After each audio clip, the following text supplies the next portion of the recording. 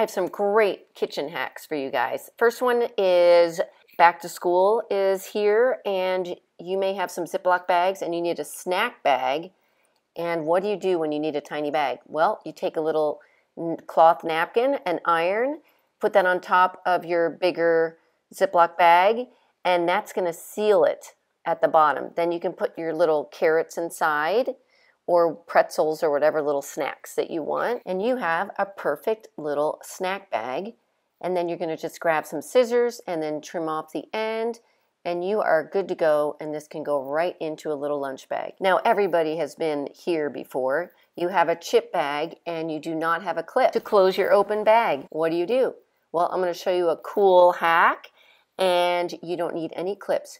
You're going to take it and fold it over both sides, forming a triangle, and then you're going to flip your bag over and start rolling it down just a little bit at a time. And then you're going to flip it back over, and you're going to see those little ends that were still left from your triangle, and you're going to fold those over, and that seals it. And then that's it. You can shake it, nothing's going to come out. Our next hack is you have a knife, you're going to cut a tomato and it's dull. What do? And you don't have a sharpening stone. You can grab a ceramic cup, flip it over, and you can sharpen it right there, because that is the same thing as a stone. Then you're going to cut through your tomato, and you have a totally sharp knife. Our next hack is for the crafter. So what do you do when you don't have a place to put your paints for your art project? Well, how about grab an egg carton? The little egg cups are the perfect place to store your colors, and then you can see them displayed while you're working on your project. And then you can grab your paintbrushes and you can store them right in the center. And then that way you don't have to lean them on the table or get anything on your work surface. Our next kitchen hack is an easy way to take the shells off of a hard-boiled egg. So you're going to grab a little Tupperware, a small one, put the lid on, and it's best if you have at least 2 eggs in there, because they work off of each other. So you're going to shake it up and shake it up, not too hard, just enough that it's hitting the sides. And then look, it totally slid off. And then the other one, watch when you go to grab the skins, it totally slides off because it's been loosened by going back and forth against the sides of your Tupperware. Now I'm going to show you something really cool and super cute for your next party that you can do with your little hard-boiled eggs. You're going to grab some saran wrap and roll it out on your table, and then grab 4 skewers. And they are about 1 inch or maybe 3/4 of an inch apart. And then you're going to grab 2 eggs and butt them up against each other and start rolling the eggs towards the skewers. And the goal is to get the skewers to be evenly spaced all the way around.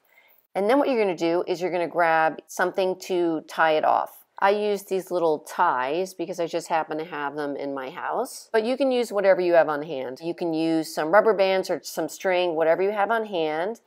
And you're going to pull those tight so the skewers are kind of indenting into the eggs. And you're never going to guess what we're going to make after we take this apart. So then you're going to put this in the fridge for about 15 minutes. And then you're going to take off your little binding that you have around it and unroll the saran wrap. And it's going to expose the eggs that have like a little indent all the way around. And we're going to cut these into, what do you think? Little flowers. How cute is that? They are literally little tiny flowers, and they would be so cute on a charcuterie board or even to put in a lunch for your kids. I hope you guys love these hacks, and I hope you try them for yourself. And until next time, I'm Michelle from Bella Branch DIY, and thanks for watching Home Talk. One way that I get bowls to stop banging around in the drawer is to use drawer liner. It comes in a variety of sizes. I like Easy Liner the best as they have the most grip that I've found.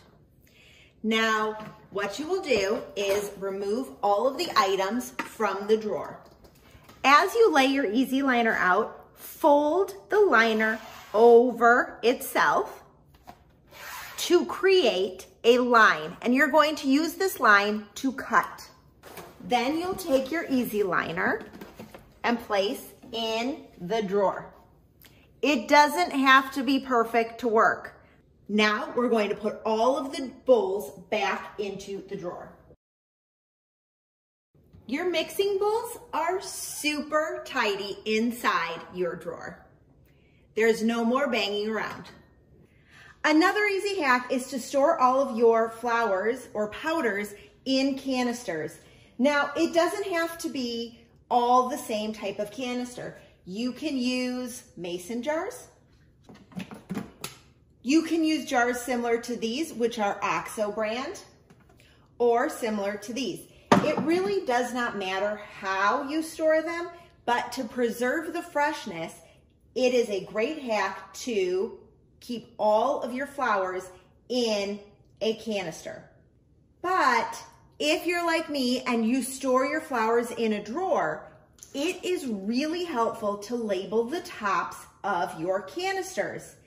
I do that by using wine pens. They are perfect for writing on the top of all of your canisters because they are easily erasable.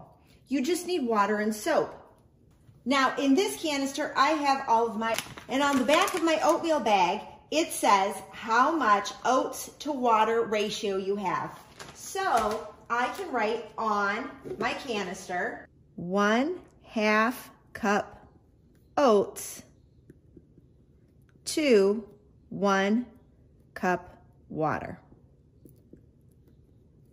And now I have the instructions on the back of the canister without having to store the bulky bag that it comes in.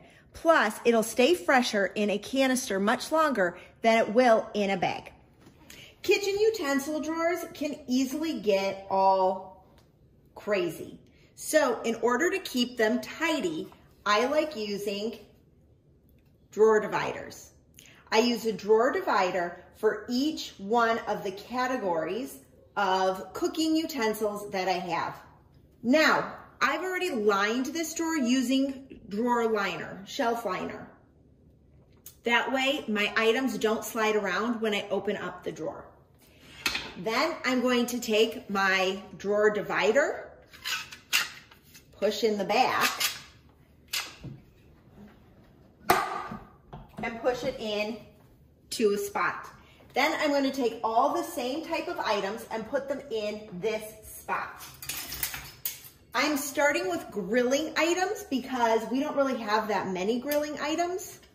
So we're going to place the grilling items inside. Now we're going to take another drawer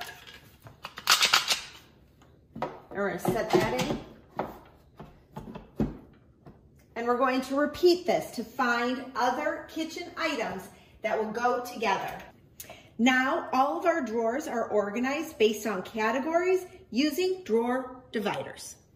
Water bottle lids can easily take over an entire cabinet or drawer. So to keep them organized, use a small bin.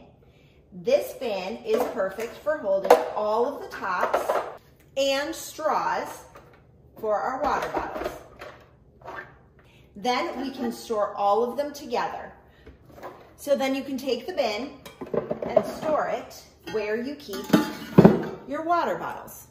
And now all of the lids are stored together with your water bottles.